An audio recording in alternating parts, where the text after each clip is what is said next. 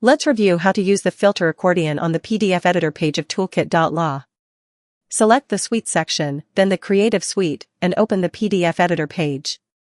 Scroll down and click on the filter title bar to open this resource.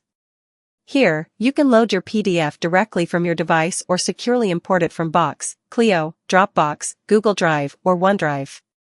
Once the file is uploaded, the selected document name appears, and you can easily replace or remove it if needed. Next, open the filter menu to adjust how your document looks. Choose from options like black and white, grayscale, invert colors, sepia, sketch, or vivid to improve readability, reduce noise, or enhance visual clarity. You can switch between filters instantly while previewing each page. From the content toolbar you can download your updated file in multiple formats, share via email, link, print, or feedback. The filter tool quickly cleans scanned files, prepares documents for court, and enhances presentations for attorneys, teams, and everyday users. And that's how you use Toolkit.law's filter accordion.